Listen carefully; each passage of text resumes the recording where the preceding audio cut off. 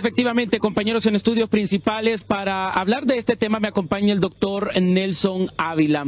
Sin duda alguna, este es un tema que preocupa a los hondureños. La contratación de créditos para financiar el presupuesto del 2023 ha anunciado la ministra de Finanzas que es el único medio que habrá para financiar el mismo el próximo año. ¿Será viable este punto para que se pueda financiar este presupuesto que se espera ya de cara y de frente? Doctor, un gusto saludarle. Mucho gusto. Bueno, en realidad el endeudamiento ha sido una política constante todos los años, desde hace infinidad de años, decenios, que Honduras, para poder financiar sus gastos, ha tenido que recurrir a endeudamiento. ¿Y por qué? Porque el ahorro interno en nuestro país es insuficiente. Y entonces, al ser insuficiente por infinidad de razones: uno, porque el modelo económico no es eficiente; dos, porque hay alta defraudación; tres, porque hay alta evasión; cuatro, porque hay una serie de acuerdos que se dan de desgravámenes arancelarios y al mismo tiempo una serie de exoneraciones fiscales que se dan en Honduras. Hay infinidad de esas razones, pero también porque no se ha analizado muy bien la estructura de gastos, y el presupuesto tiene una serie de gastos innecesarios, gastos improductivos. Otros son gastos clientelistas que no contribuyen exactamente a desarrollar la nación. Entonces siempre ha ocurrido esto, el endeudamiento. Lo que sí también ha pasado es que en muchos años atrás sí había endeudamiento concesional. ¿Qué significa concesional? Bajísima tasa de interés y largo plazo para poder pagar.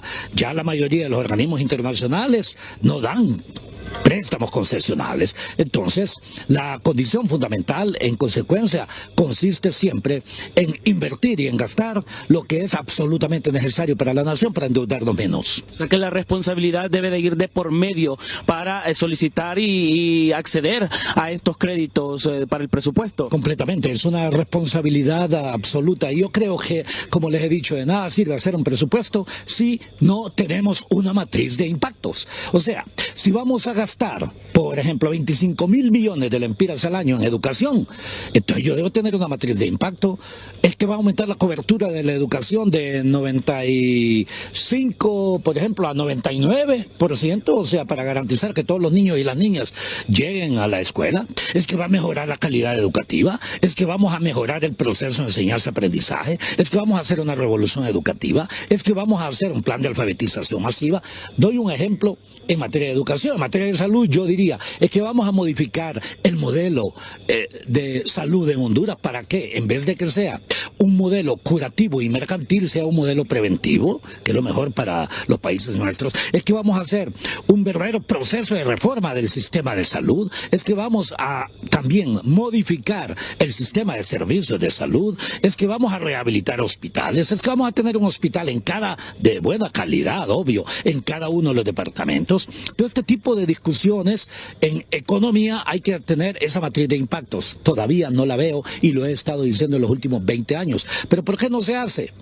Por falta de conocimiento, por falta de compromiso y al mismo tiempo por falta de una autoevaluación de la eficiencia. Y en esto es importante también que nos digan cómo aumenta la eficiencia del gasto proyectado según ellos. El doctor entonces considera que se están haciendo gastos innecesarios. Hay ciertas áreas actualmente en las cuales se está invirtiendo que no se debería. Hay sectores más importantes en los que se le debería realmente invertir en el país. En Honduras siempre han existido lamentablemente gastos improductivos, gastos inflacionistas, gastos partidarios, que significa un gasto clientelista, corrupción. Debería de ser diferente la cosa ahora. Así es, y hay elementos de corrupción.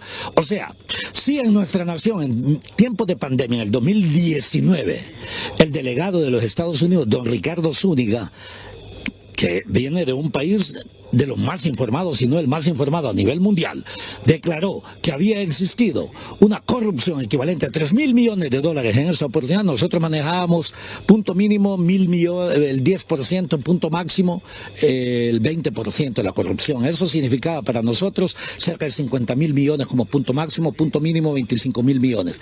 Él declaró 75.000 millones. ¿Es que parte de eso está en el presupuesto? ¿Sí o no?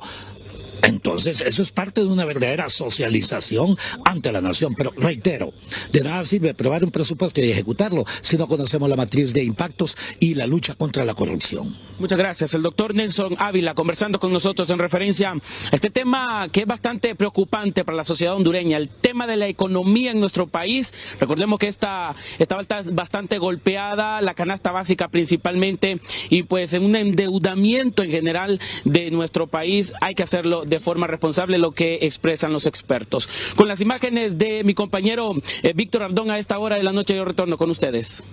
Muchas gracias.